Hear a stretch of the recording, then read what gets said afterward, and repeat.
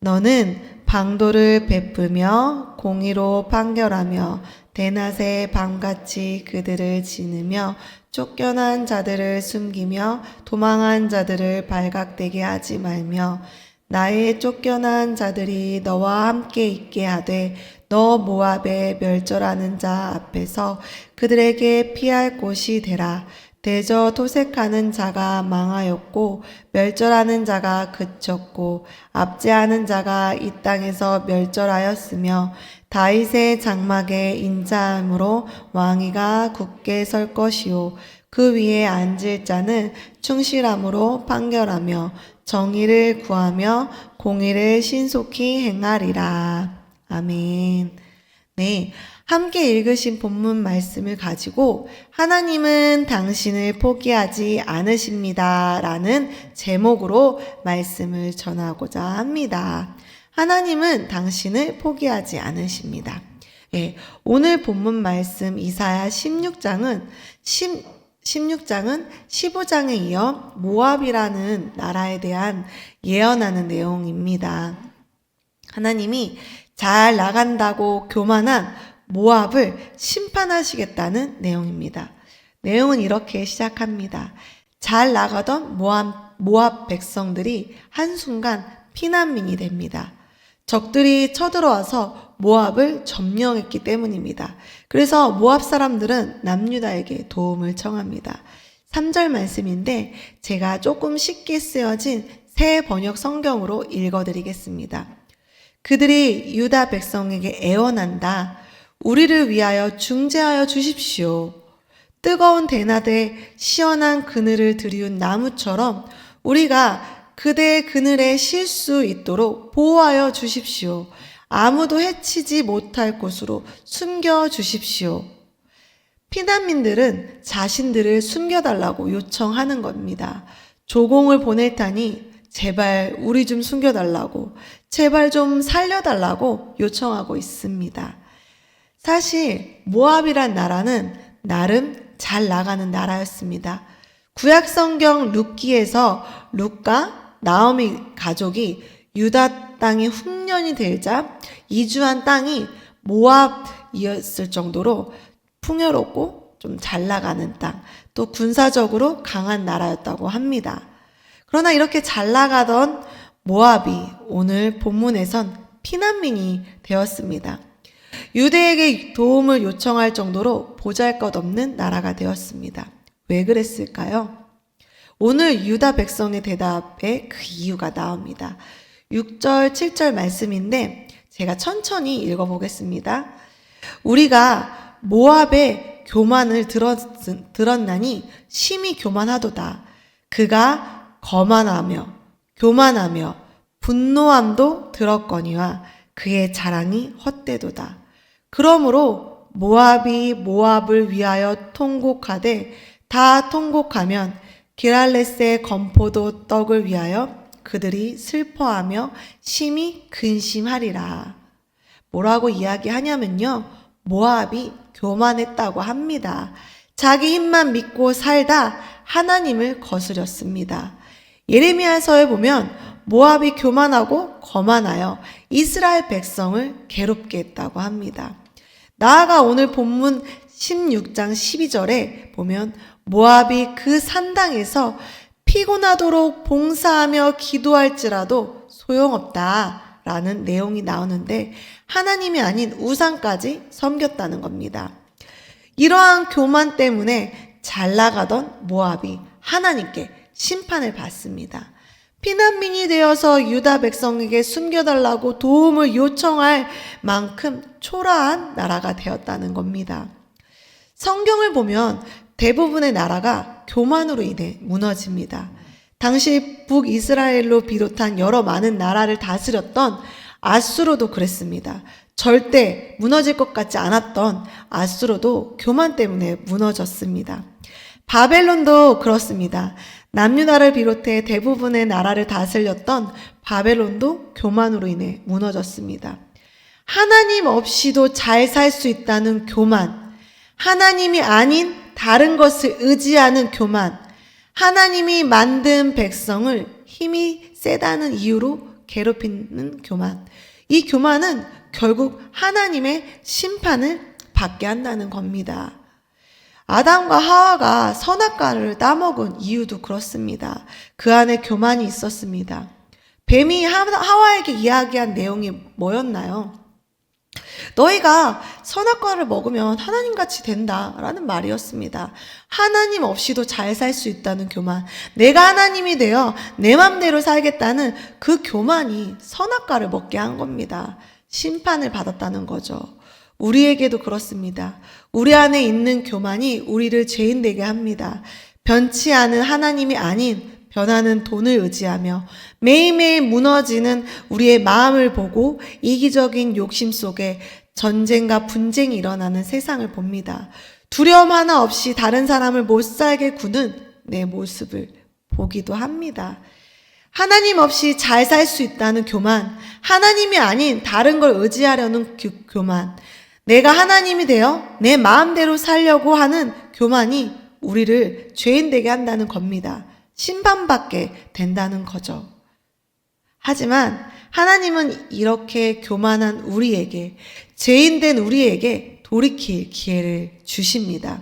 심판을 넘어 신실한 사랑으로 우리를 포기하지 않으십니다. 그 사랑을 보여줄 어떤 왕을 보내주신다고 합니다. 본문 말씀 4장 5절 말씀에 그 내용이 나오는데요. 제가 새 번역 성경으로 읽어드리겠습니다. 폭력이 사라지고 파괴가 그치고 압제자들이 이 땅에서 자치를 감출 것이다.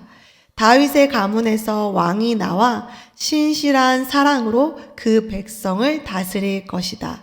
옳은 일이면 지체하지 않고 정의가 이루어지는 것을 보여줄 것이다. 뭐라고 말하냐면요. 다윗의 가문에서 왕이 나와 신실한 사랑으로 백성을 다스릴 거라고 말합니다. 그리고 그 왕이 모든 폭력과 파괴를 그치게 할 거라고 말합니다. 성도님들, 이분이 누구일까요? 누가 신실하고 그 신실한 사랑으로 우리를 다스리실까요? 네, 맞습니다. 예수님입니다. 예수님은 우리를 감동시키는 영원한 사랑입니다. 성도님들, 사람은 언제 마음이 변화될까요? 화났던 마음, 심술났던 마음, 우울한 마음이 언제 바뀌어 회복이 될까요? 네, 성령 충만할 때도 그렇죠. 보통 그 성령 충만함도 감동을 받은 거죠. 보통 감동할 때라고 합니다. 사람은 감동할 때 마음이 변화됩니다. 어떤 사람의 노력에 감동할 때, 어떤 사람의 행동에 감동할 때, 사랑에 감동할 때 변화됩니다. 화난 마음이 풀리고 심술난 마음이 가라앉습니다. 저도 저희 아이들하고 있을 때 화가 납니다. 심판을 하고 싶죠. 아이들에게 이제 제가 가끔 아이들이 치킨을 먹고 싶다는데 매번 사줄 수 없으니까 가끔 치킨 쿠폰이나 치킨 선물 받은 거를 모아요. 저희 아이들이 3명이다 보니까 한 마리 갖다가 안 되거든요. 2마리 정도는 시켜야지 싸우지 않고 먹을 수 있잖아요.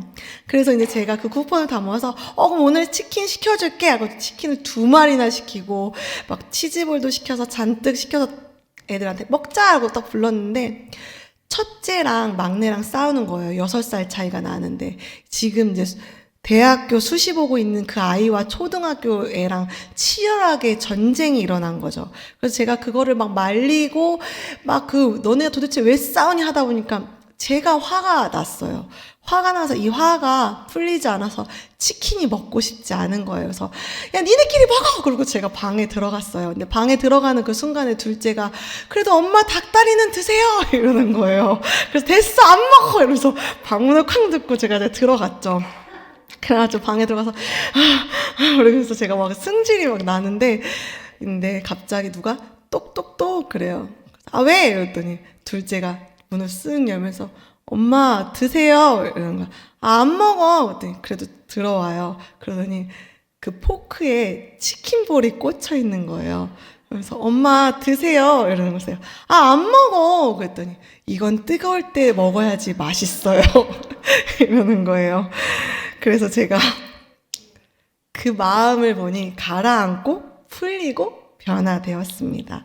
화가 났지만 끝까지 저에게 따뜻하게 말해준 둘째 때문에 마음에 감동이 되고 감동한 마음이 화난 마음을 회복시켰다는 거죠. 그렇습니다.